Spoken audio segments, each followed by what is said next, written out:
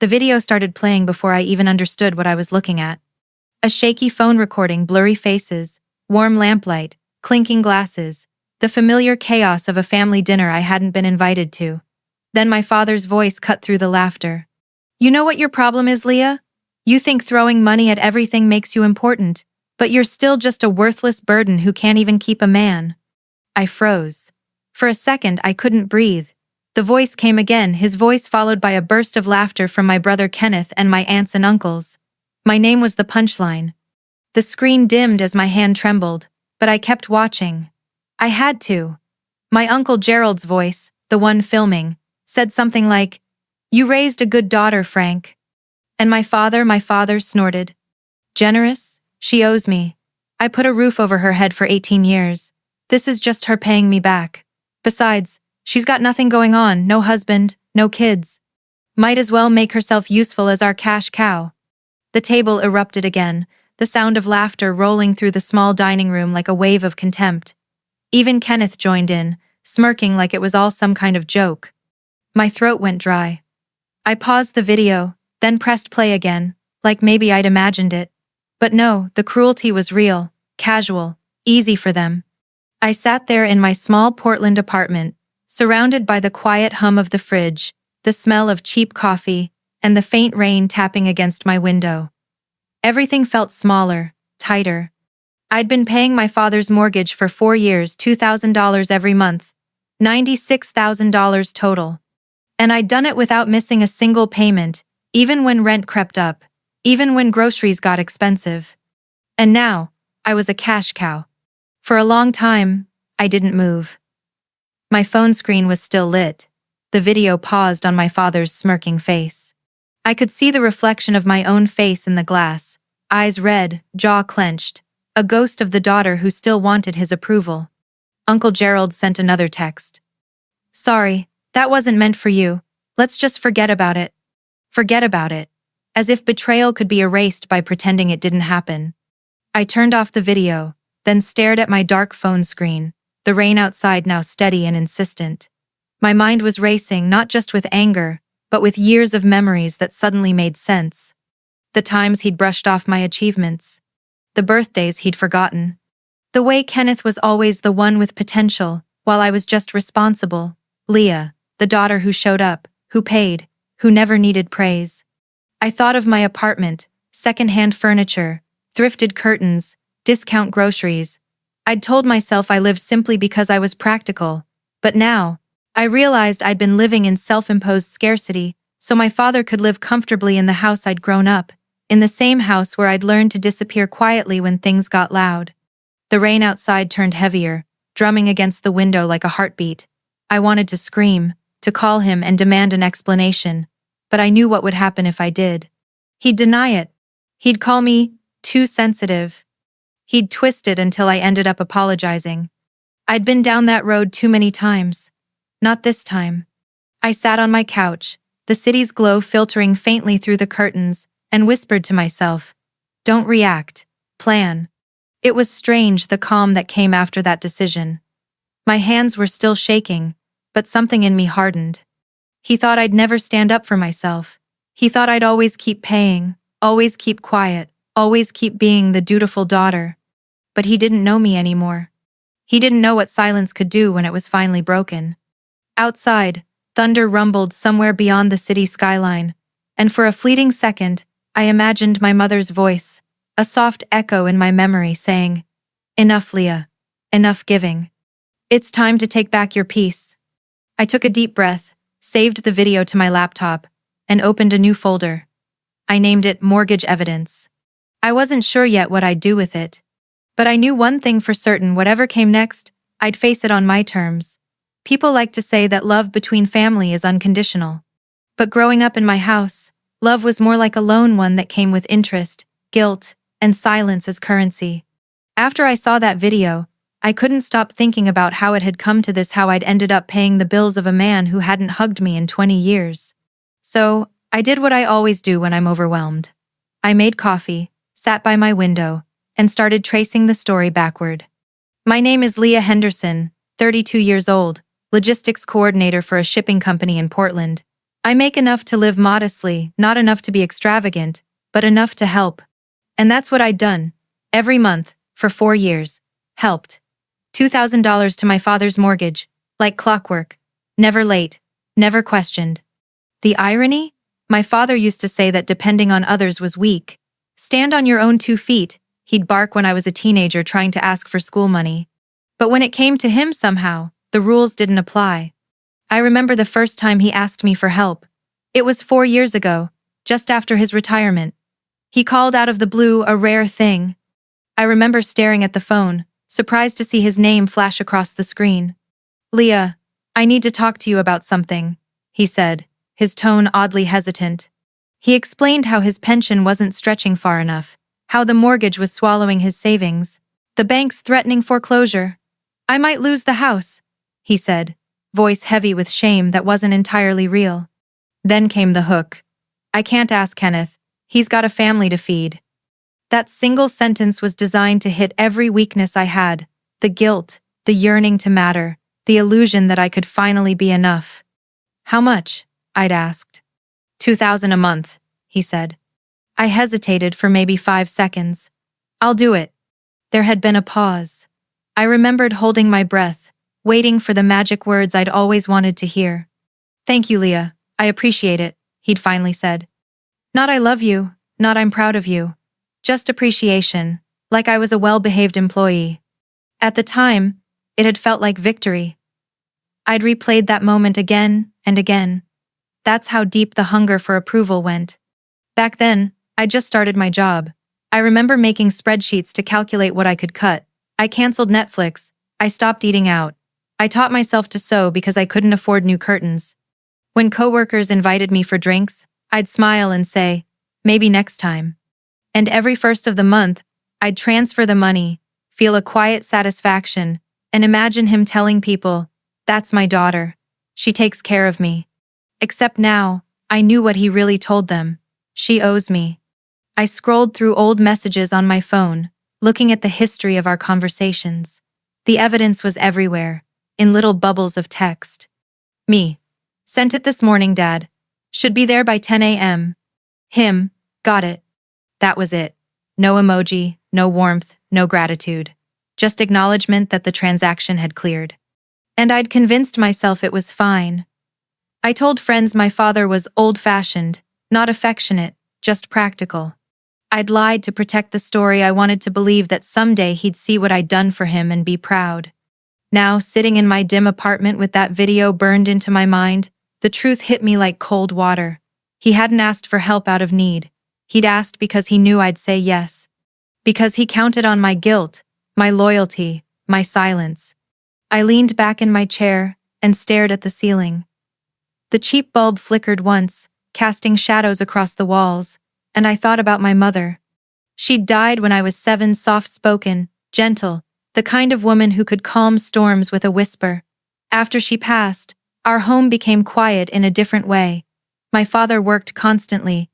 Kenneth and I grew up like tenants, sharing space instead of siblings. He was 3 years older, handsome, charming, always good at making Dad laugh.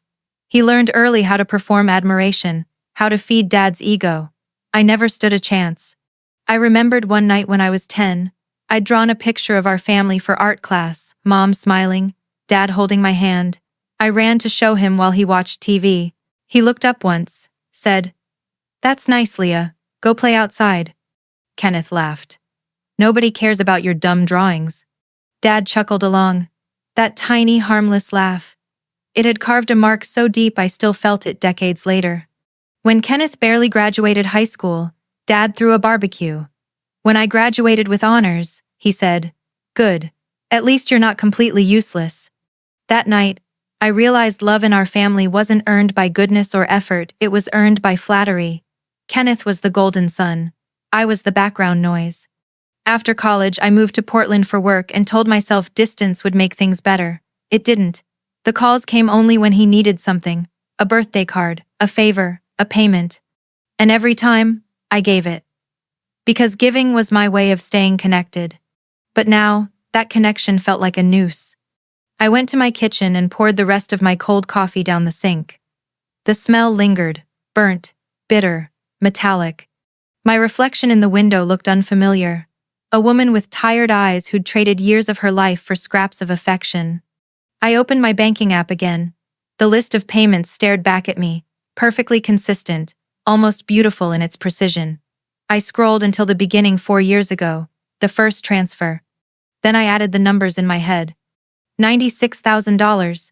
The air left my lungs. I thought about what I could have done with that money. A car, a down payment on my own house. Maybe a trip somewhere warm, somewhere quiet. Instead, I'd built a life out of sacrifice and handed the profits to a man who saw me as his obligation refund. I set my phone down. The apartment felt heavier than ever, like the walls were listening. For the first time, I let myself say it out loud. He used me. The words were small but electric. Saying them felt like flipping a switch in the dark. For years, I'd hidden behind excuses. He's old, he's tired, he's trying. But no. He chose to take advantage of me. He chose to mock me. I stood there for a long moment, staring out at the city lights, and then, quietly, I began to plan. Not revenge. Not yet. Just clarity. The truth had cost me $96,000. I was going to make sure it bought me something in return. There's a strange calm that comes after heartbreak, not peace, exactly, but a kind of stillness that sits heavy in your bones. That's what I felt the morning after the video. No more tears, no more shock. Just clarity, cold and sharp as glass. I got out of bed, made coffee, and sat at my kitchen table with my laptop open. The folder I'd created the night before, mortgage evidence waited on the screen, empty except for that one video file. I stared at it for a long moment, then started to fill it. Month by month, I downloaded the proof. Bank statements, confirmation emails, screenshots of text messages. Every transaction showing $2,000 leaving my account. Every got it reply from my father. I organized them chronologically, labeled each file by date, until I had a timeline of my own quiet servitude. By the time I was done, the folder looked like a case file. My case. As I scrolled through the evidence, I thought about all the little moments I'd brushed off, the half-laughs, the dismissive looks, the unanswered calls. How many times had I told myself, he's just not good with emotions? No. He wasn't incapable of love. He just didn't see me as someone worth giving it to. Around noon, my best friend Fiona called. She'd been my roommate in college, a loud, warm, no-nonsense woman who could read me faster than anyone else. "Hey, stranger," she said. "You okay? You sound weird in your texts." I hesitated. "Can I tell you something messed up?" "Always." So I told her, every detail, the accidental video, my father's words, the laughter, the mortgage payments. When I finished, she was silent for a moment, then said quietly, "Leah, that's evil. That's not just mean, that's calculated." "I know." "What are you going to do?" "I don't know yet, but I'm done pretending this is normal." "Good," she said, voice firm. "You've been bending yourself into knots for that man since I met you. Maybe it's time you stop saving him and start saving yourself." Her words hit harder than she probably realized. Start saving yourself. That night, I couldn't sleep. Every time I closed my eyes, I saw my father's smirk frozen on the video. Around 2 a.m., I got up and turned on the lamp. The city outside was quiet, just the occasional hum of a distant train. I opened my laptop again. My cursor hovered over the video thumbnail. I played it one last time. The laughter sounded uglier now, like a pack of hyenas. Then I began to write. Not an angry message, not a confrontation, a plan. I started drafting an email. "I'm writing to share some information about the mortgage payments I've been making on my father's behalf for the past 4 years. Attached, you'll find documentation of every payment totaling $96,000, as well as a short video that provides context. I won't be making any future payments." It was simple, factual, undeniable. No accusations, no dramatics, just the truth, sharp and clean. I attached the files, added my relatives' emails one by one, Uncle Gerald, Aunt Patricia, the cousins who'd laughed at that dinner table, even a few of my father's close friends. People who needed to know the truth about the man they'd defended all these years. But I didn't hit send. Not yet. Timing was everything. The next mortgage payment was due in 12 days. If I stopped the payment now, my father would notice within hours. He'd call, angry, demanding to know why. That was when I'd send the email when he'd be most desperate, when everyone would be awake and checking their phones. The thought of it both terrified and thrilled me. I wasn't a confrontational person, never had been, but maybe that was the problem. I'd been too quiet for too long. Maybe the only way to be heard was to stop whispering. Over the next few days, I functioned like a ghost. I went to work, smiled at my coworkers, replied to emails, attended meetings. Nobody could tell that I was carrying a storm in my chest. Every night, I came home, reviewed the evidence again, made small edits to the email, checked my timing. Each revision stripped more emotion from it, until it felt less like revenge and more like justice. On the 9th night, Fiona called again. "You sound calmer," she said. "I think I am." "That means you've decided something." I hesitated, staring at the folder on my laptop. "Yeah," I said. "I'm going to send it." She exhaled softly. "Leah, I'll back you no matter what. But be ready. When people like your father get exposed, they don't apologize, they retaliate." "I know." "Then promise me one thing, don't let him twist this. You didn't destroy the family, you just stopped financing your own mistreatment." That line stayed with me long after we hung up. The weekend before the payment was due, I spent hours double-checking everything. I printed copies of my bank records, saved backups on 2 USB drives, and even emailed one to Fiona just in case. Then, Sunday night, I scheduled the email. Send at 6 a.m., Monday. Right when people checked their phones over morning coffee. Right when my father would realize the payment hadn't come. As I set the timer, I caught my reflection in the dark laptop screen. I looked tired, yes, but there was something new there too. Strength, maybe. Resolve. Before closing the laptop, I whispered to the empty room, "This ends tomorrow." I turned off the light and lay in bed, listening to the quiet hum of the city. For once, I didn't replay the video. I didn't cry. I just waited for the morning. I woke before my alarm, long before the sun had even touched Portland's gray skyline. The apartment was quiet except for the low hum of my refrigerator. I sat on the edge of my bed, heart thudding softly, eyes fixed on my phone. 6 a.m. Somewhere in the invisible machinery of the internet, my email had just gone out straight to every address on my list. The truth was loose now, and there was no taking it back. For a long time, nothing happened, just silence. I made coffee, stood by the window, and watched the sky turn from charcoal to pale silver. It felt like standing at the edge of a cliff before the echo returns. Then, at 6:15, my phone buzzed. Once, twice, then a dozen times. Notifications flooded the screen, texts, emails, missed calls. By 6:30, it was chaos. Uncle Gerald. "Leah, I'm so sorry. I had no idea Frank felt that way." Aunt Patricia. "This is humiliating for everyone. Why would you air private family business like this?" Kenneth. "What the hell is wrong with you? You're destroying this family over a stupid joke." And then my father. Message after message. "How dare you? You vindictive little. After everything I did for you, you're dead to me." The words rolled in, furious and frantic, but I didn't respond. I just sipped my coffee, staring out at the rain that had begun to drizzle against the glass. For once, their noise couldn't reach me. I opened my laptop and watched the email tracker light up with little read receipts, blue dots one after another. Aunt Patricia, Uncle Gerald, my cousins, my father's old fishing buddy, his church friends. One by one, they were seeing the truth. And that was when the real explosion began. By 7, my phone was vibrating constantly. Facebook tags, group chat notifications, voicemails. I made breakfast, scrambled eggs and toast, while the digital world burned around me. I wasn't ignoring it, I was allowing it, letting them sit with it, letting them know I wasn't afraid anymore. I finally checked social media. The first post I saw was from my father. When your own child betrays you and spreads lies to destroy your reputation, you realize you raised a monster. I gave Leah everything, and this is how she repays me. Pray for guidance. Hundreds of comments, some sympathetic, some angry. Half the people wrote things like, Family should stick together. The other half had clearly seen my email. Frank, I saw the video.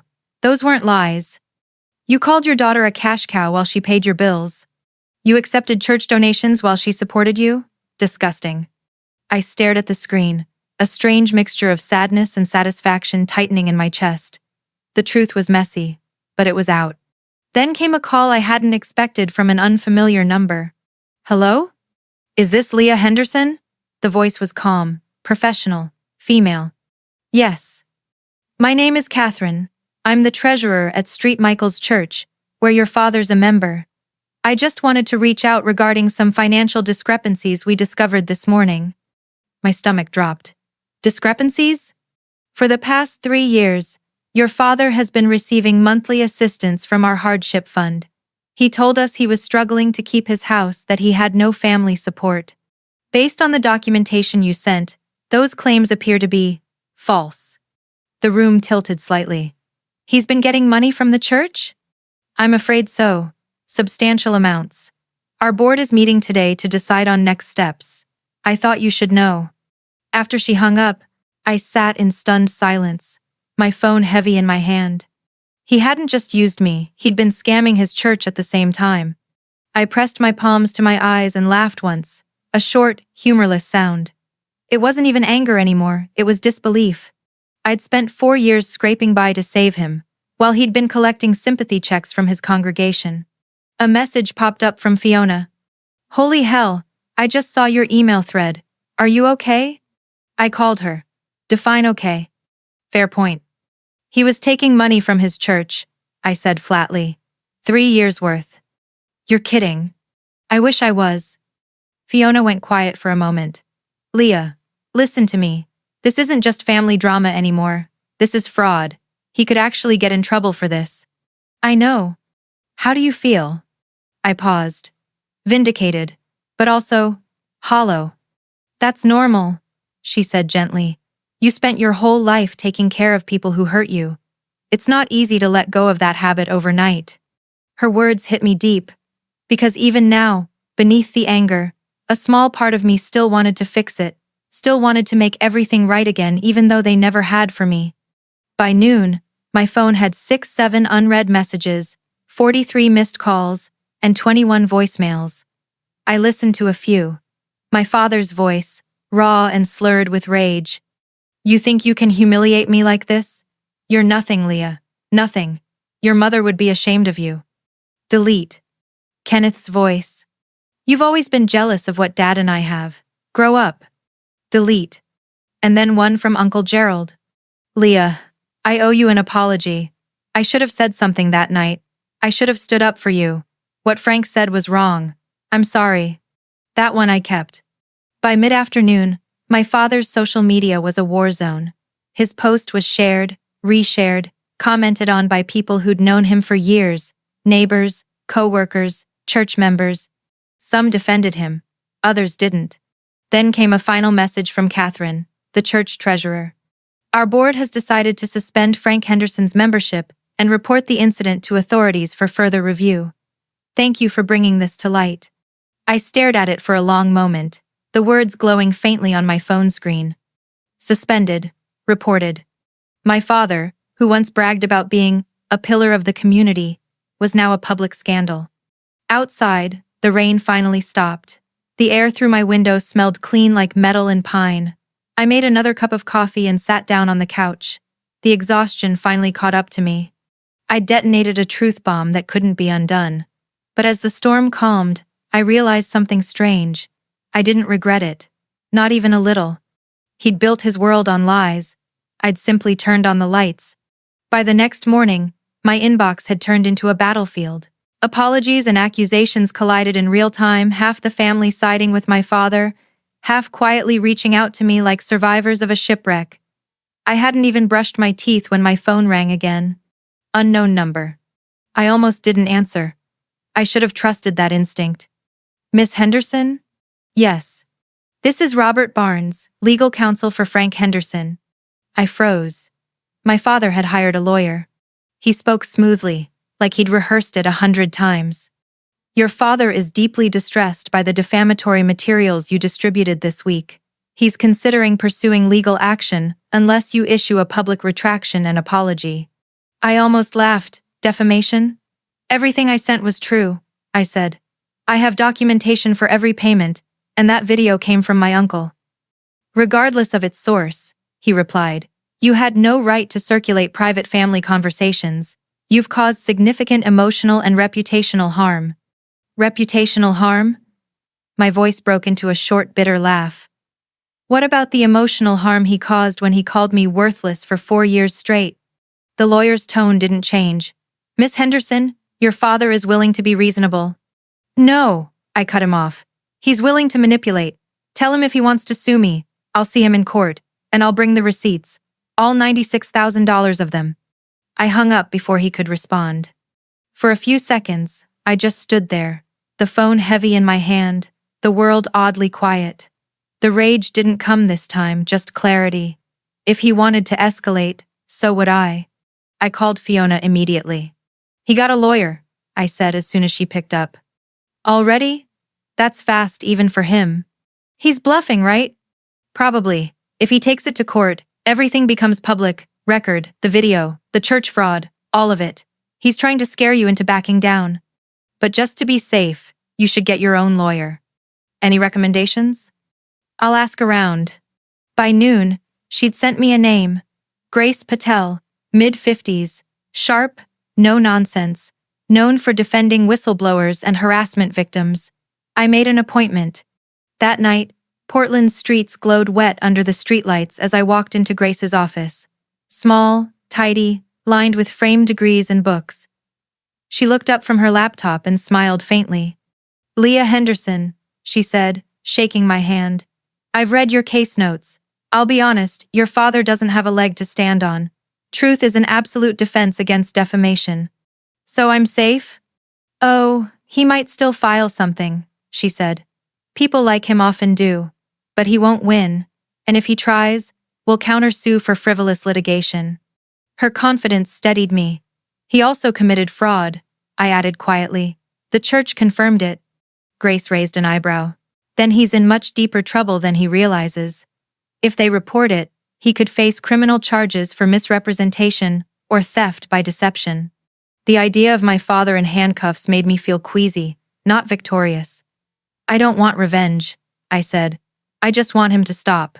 Then we'll make that clear, she said. I'll draft a formal notice of defense and a warning to cease contact. In the meantime, document everything.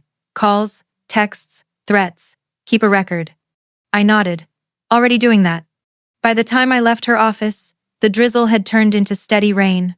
I pulled my coat tighter and inhaled deeply. The air smelled clean, sharp like something had been washed away. The next day, my brother Kenneth showed up at my workplace. I was in a logistics meeting when Jennifer from HR poked her head in. Leah, she whispered, someone's here to see you. He says he's your brother. My stomach dropped. Tell him I'm busy. I tried, she said, but he's not leaving, and he's loud. I excused myself and walked to the lobby. Kenneth was pacing near the reception desk, face flushed with anger. 2 security guards hovered nearby, watching him. Leah, he snapped, we need to talk. I kept my voice even. Not here. You've done enough damage. Dad's talking about killing himself. Are you happy now? The words hit like a slap. If he's serious, he needs professional help, I said quietly. That's not on me. Everything was fine until you decided to play victim. Everything was not fine, I said, my voice rising for the first time. He was calling me worthless behind my back while I paid his bills. That's not fine. You've destroyed our family. No, I said. He did that years ago. I just told the truth. Kenneth's jaw tightened, his voice breaking. You'll regret this. The security guard stepped closer. Sir, you need to leave. Kenneth glared at me one last time, then stormed out, slamming the glass door so hard it rattled. I stood there trembling not from fear, but from something else. Exhaustion. Back in my office, Jennifer offered me a sympathetic look. You okay? Yeah, I said softly. I think I am. Still, the scene left me shaken. I called Grace during lunch. He came to my office, I told her. He made a scene, said my dad's suicidal. Document it, she said immediately. And Leah, consider filing for a restraining order. It sets a legal boundary. If he violates it, there are consequences. That evening, I started the paperwork. By the next morning, I was too drained to check my phone, until it buzzed again, a new number. This time, an older woman's voice, gentle and trembling. Leah, it's Margaret Simmons. I used to be your mother's best friend. My breath caught. I hadn't heard that name in years. Margaret? Hi. I've been following what's happening. Gerald told me everything. Oh, sweetheart. Your mother would be so proud of you. Her voice cracked slightly, and I felt something shift in me. Proud? For what? Blowing up the family? For standing up to Frank, she said. She never could. He broke her down for years. He was cruel, controlling, made her feel small. She stayed for you kids. But it killed her spirit. Tears welled in my eyes. I didn't know. She tried to protect you. Before she passed, she told me, if anything ever happens to me, please watch out for Leah. She's too kind. She'll give until she's empty. The line blurred in front of me as tears spilled over. Margaret continued, voice softer now. Your mother loved you, Leah. She'd want you to know that saying no to cruelty isn't betrayal. It's survival. N.A. We talked for an hour. She told me stories I'd never heard about how my mother used to sing in the kitchen, about the way she'd stand up to my father until the exhaustion became too heavy. By the time I hung up, my heart hurt, but in a cleaner way, the kind that makes room for air again. That night, an email arrived from Catherine, the church treasurer. Our board met this evening. We've confirmed that Frank Henderson received $48,000 in unauthorized funds over 3 years. We are filing a formal complaint with local authorities and pursuing repayment. This isn't your fault, Leah. You simply told the truth. I sat back in my chair, the glow of the laptop bathing the room in cold light. My father had called me worthless. But right then, surrounded by proof, by allies, by the echoes of my mother's courage, I felt something I hadn't in years. Worth. By the time the weekend came, the storm I'd unleashed had turned into something else, less chaotic, more focused, more dangerous. My father had gone quiet, which somehow felt worse than his rage. The silence was heavy, deliberate, like the pause before an explosion. I spent Saturday morning trying to live normally, laundry, cleaning, grocery list, but every few minutes, I'd check my phone, half expecting another threat, another accusation. Instead, a new message appeared from an unfamiliar number. Hey Leah, it's Julia, can we meet? There's something you should know about your dad. Julia, my cousin, Aunt Patricia's daughter. We hadn't spoken in years. I remembered her as the quiet one at family gatherings, always polite, always keeping her distance. Something in her tone, urgent but careful, made my stomach tighten. Sure, I texted back. When? Tomorrow, 10 a.m. coffee shop on 3rd Street. I didn't sleep much that night. I kept hearing Margaret's words, your mother tried to protect you. They looped in my head until dawn. The next morning, I arrived 15 minutes early. It was one of those gray Portland mornings when everything feels half asleep. I sat by the window, nursing a latte I didn't want, watching people rush past under umbrellas. Julia arrived right on time. She looked nervous, her eyes darting around the cafe before she spotted me. When she sat down, her hands were trembling. Thanks for coming, she said quietly. What's this about, Julia? She hesitated, twisting the strap of her purse. I need to tell you something that happened when I was 16. It's about your dad. My heart thudded. Okay. That summer, my parents went on a cruise and left me to stay with your family. You were away at some summer program, so it was just me, Uncle Frank, and Kenneth. At first, everything was fine. He was nice. Too nice. Her voice wavered, but she kept going. He'd make comments about how I was growing up, how pretty I looked in my swimsuit. One night, I woke up, and he was sitting on the edge of my bed. He put his hand on my leg and started moving it up. My stomach turned cold. I screamed, she whispered. Kenneth ran in, and your dad left. The next morning, he acted like nothing happened. When I told my mom, she confronted him, but he denied everything. Said I had a nightmare. And she believed him, or pretended to. She told me to keep quiet, said it would tear the family apart. For a long moment, I couldn't speak. The cafe noise faded, the hiss of milk steamers, the murmur of conversation, all of it blurred into static. Julia, I finally said. I had no idea. How could you? She said softly. But when I saw your email, when I saw that video, I realized I'd been protecting him for years. We all had. And I can't do it anymore. If this goes to court, if he keeps threatening you, I'll testify. I'll tell the truth. I reached across the table and took her hand. It was ice cold. That took a lot of courage, I said. Thank you. Her eyes filled with tears. My mom's furious. She says I'm betraying the family, but I think it's time someone stopped pretending. When she left, I sat there for nearly an hour, unable to move. Outside, the rain had stopped, but inside, I felt soaked in something heavier, a mixture of rage, grief, and disbelief. My father wasn't just emotionally abusive or manipulative, he was predatory. That afternoon I called Grace. She picked up on the second ring. There's been a development, I said, and told her everything Julia had shared. Her voice hardened. That changes everything. If your father tries to pursue legal action, this testimony destroys his credibility. Depending on the statute of limitations, it could also lead to criminal charges. Julia's willing to go on record, I said. She'll testify. Good, Grace said. We'll start the paperwork. Sometimes the threat of exposure is enough to stop a man like him in his tracks. I hung up, staring at my reflection in the dark window. My face looked different, older, maybe, but sharper too. The more truth came to light, the less I recognized the person I used to be.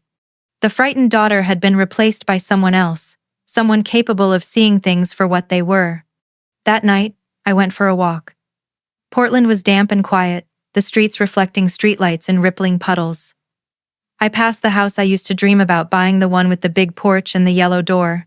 For years, I'd imagined hosting holidays there, inviting family, creating something warm where my childhood had been cold. Now, the idea of that made me laugh out loud. Family wasn't built by blood. It was built by truth. When I got home, I opened my email and found a message from Uncle Gerald. Leah, we need to talk about Frank. I hesitated, then typed back, call me. He called almost immediately. His voice was shaky. I went to check on him today. He's in bad shape, drinking, not leaving the house. It's a mess. Gerald, please don't tell me you're asking me to help him. I'm not, he said quickly. But I need you to know, he's unraveling. The church is demanding repayment. His lawyer dropped him after finding out about the fraud. He's alone, Leah. Completely alone. He chose that, I said quietly. I know, but I thought you should know.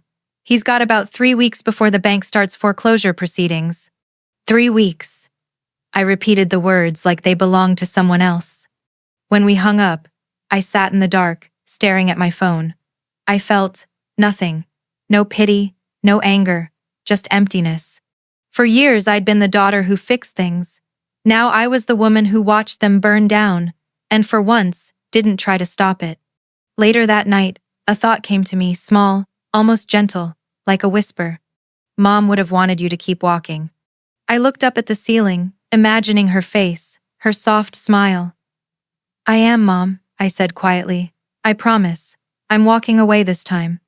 3 days after my talk with Uncle Gerald, an envelope appeared in my mailbox.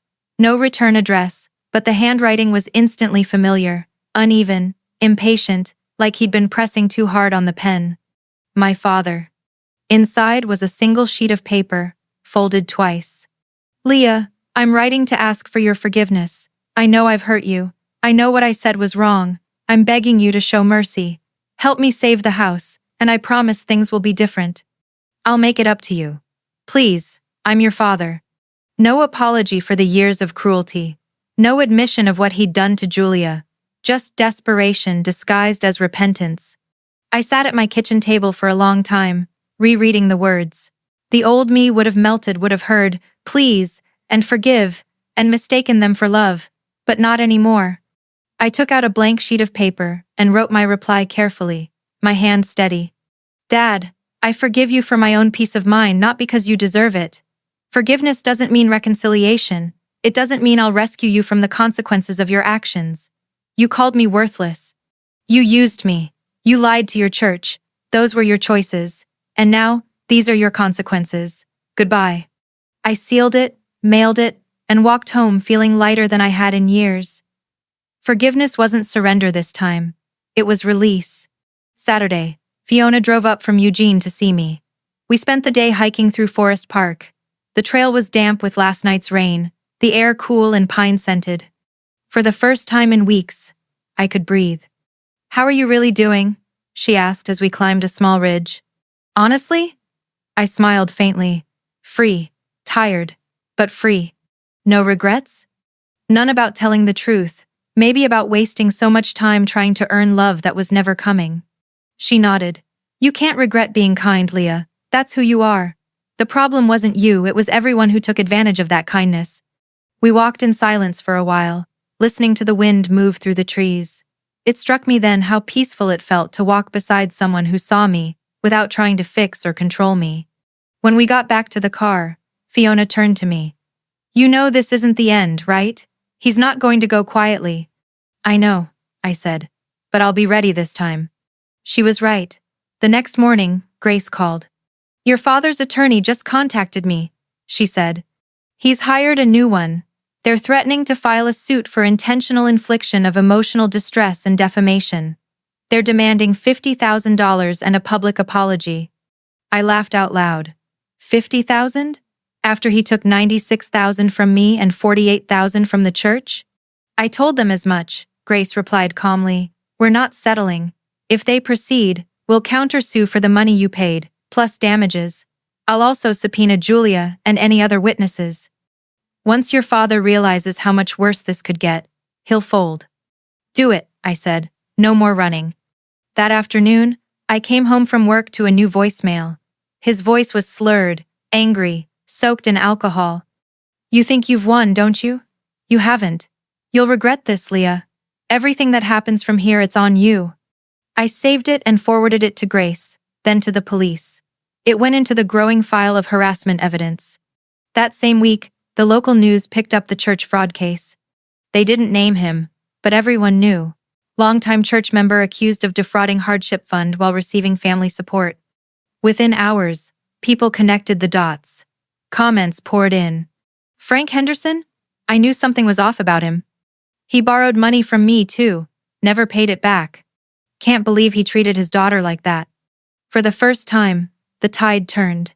People who'd once pitied him now saw him for what he was. The sympathy he'd milked for decades was gone. Kenneth tried to fight back online. "My sister is a liar. She's destroying our family for attention." But it only made him look desperate. 2 days later, I got an email from the mortgage company. "Foreclosure proceedings will begin in 6 weeks if payment is not received in full." The house, the same house I'd poured $96,000 into, was finally slipping from his hands. I should have felt triumph, but instead, all I felt was sadness. That house had been my mother's once. Her garden, her curtains, her laughter in the kitchen. But now it was just bricks and memories.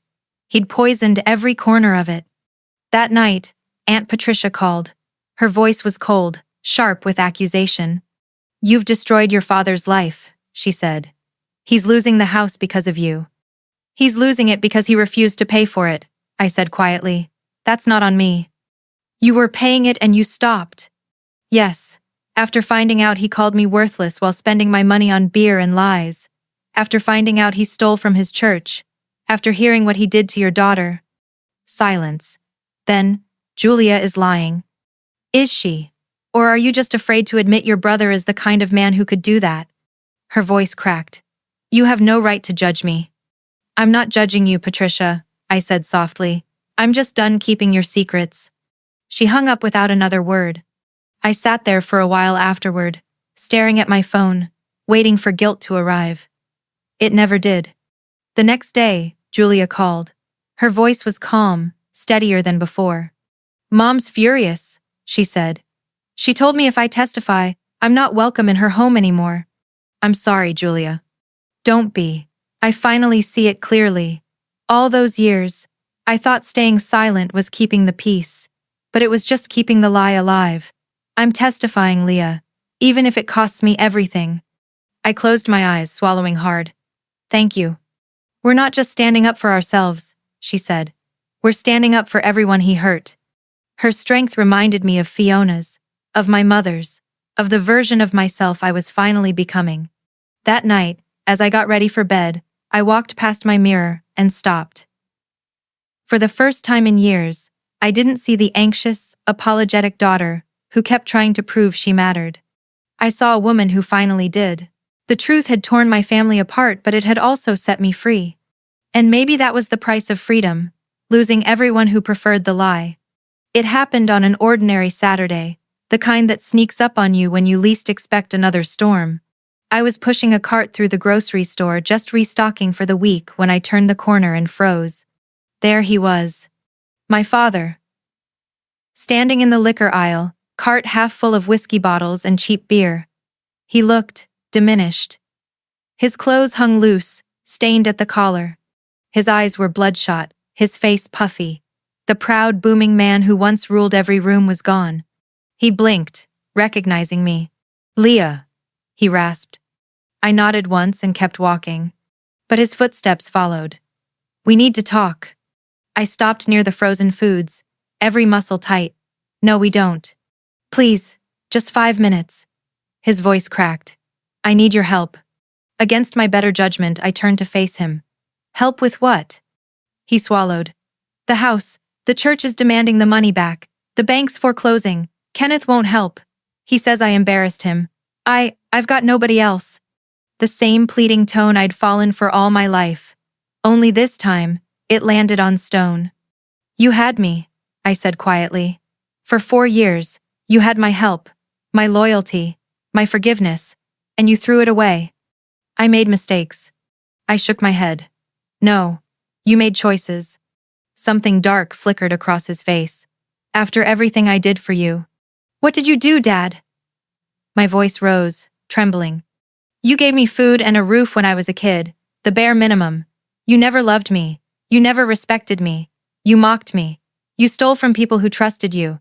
You called me worthless. He sneered, the old cruelty flashing through the wreckage. You're just like your mother. Weak, always playing the victim. That should have gutted me, but it didn't. Instead, something inside me went still. No, I said softly. I'm nothing like her. She stayed and let you break her. I'm leaving. I turned my back on him and walked away. His voice echoed after me, furious and desperate. This is your fault. Everything that happens is on you, Leah. You hear me? This is all your fault.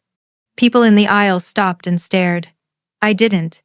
I walked straight out of the store, into my car, and sat behind the wheel, shaking, but not from fear. From release. For the first time, I'd said what needed to be said. That night, as I scrolled through social media, a message appeared in my inbox. I went to school with your dad. He was a bully even then. I'm glad someone finally stood up to him. You're brave. Then another. He cheated my parents out of money years ago. Thank you for exposing him. More messages followed, stories from people who'd seen my father's true nature long before I dared to. Each one was like a small light in the darkness, proof that the monster I'd faced wasn't a figment of my imagination. The next few weeks blurred into a cascade of consequences. The church's fraud investigation deepened. Reporters sniffed around. My father's name became shorthand in the community for deceit and self-destruction. Kenneth raged online, but fewer and fewer people were listening. Then one afternoon, a detective called. Miss Henderson, I'm investigating the misappropriation of funds from Street Michaels. We understand your father may have received $48,000 in assistance under false pretenses. My chest tightened. What happens next? If convicted, he could face probation or even jail time. We'll be in touch. When the call ended, I sat in silence. My father, who'd spent a lifetime escaping consequences, was finally facing them. Part of me wanted to feel pity, but I couldn't. Not anymore. The following week, Kenneth reached out, his first call since the courtroom settlement. His voice was low, defensive. Dad's not going to make it through this, he said. He's drinking himself to death. He's talking about ending it. You happy now? If he's really suicidal, he needs help, I said calmly. Professional help. But I'm not responsible for his choices. You pushed him to this. No, Kenneth. I stopped letting him push me. There's a difference. He scoffed. You've always been jealous of what Dad and I had. Jealous? I almost laughed. He was funneling my money to you, Kenneth. Did you know that? Your down payment, the extra cash he slipped you? That was my money. The cash cow's milk. Silence. Then a week. He didn't tell me that. Now you know, I said, and hung up. When the court date finally came, Grace met me at the courthouse steps. Julia stood beside her, calm but resolute. His attorney wants to settle, Grace said. They'll drop their case if you agree not to pursue reimbursement. Everyone walks away. I looked at her. And the church fraud charges? Those are criminal. They'll proceed no matter what. I exhaled. Then let's end it. Inside the courtroom, my father looked smaller than ever. His suit hung off him like a costume. His hands trembled on the table. He didn't look at me once. The judge accepted the settlement. Case dismissed. Outside, reporters waited. Microphones. Cameras. Miss Henderson, how do you feel about today's outcome? I feel relieved. I never wanted to destroy my father. I just wanted the truth to be known. What message do you have for others in your position? That blood doesn't entitle anyone to your loyalty. Family is respect, not obligation.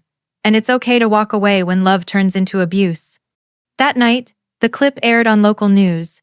My phone buzzed nonstop with messages, some hateful, but many grateful. Thank you for speaking up. I needed to hear this. You helped me find courage. For once, my story wasn't about pain. It was about power. Weeks later, Uncle Gerald called. The house sold at auction, he said. Frank got 30 grand after fees. He's moving to a trailer on the outskirts of town. 1 bedroom, falling apart. It's all he can afford. I nodded slowly. How's he holding up? Still drinking, still blaming you. But, Leah, I think deep down he knows it's over. I know it is, I said quietly. The church case concluded soon after. He pleaded guilty to a reduced charge, 2 years probation, restitution for the $48,000. Kenneth cut contact completely. Aunt Patricia sent one final email filled with venom. I hope you're proud. You've destroyed this family. I deleted it without reading further. But some bonds mended instead of breaking. Julia and I grew close, finding comfort in shared scars. Uncle Gerald called often. Even old acquaintances reached out with apologies. 3 months later, I was promoted at work, a bigger office, a window view, a raise that finally reflected my worth. Fiona drove up to celebrate. Over dinner, she raised her glass. To new beginnings. To freedom, I replied. 6 months later, I saw him one last time. The same grocery store, different aisle. He looked older, now shrunken, gray, hollow. When he saw me, he turned away, pretending not to notice. I let him. That night, I went home and opened an old box of photos. My mother smiling, her arms wrapped around me. A world that once felt safe. I whispered, "It's over, Mom. I finally did it." Then I opened my laptop. My name is Leah, and I'm here to tell you it's okay to walk away from people who hurt you, even if they're family. That line became the first post on my blog, a place for people like me, survivors of quiet betrayals and invisible wars. It grew faster than I ever imagined, filled with voices finding strength in truth. Years later, when I learned of my father's death liver failure, alone in his trailer, I didn't cry. I'd already said my goodbye. Sometimes the greatest act of revenge isn't rage, it's peace. And peace, I finally understood, is what freedom feels like.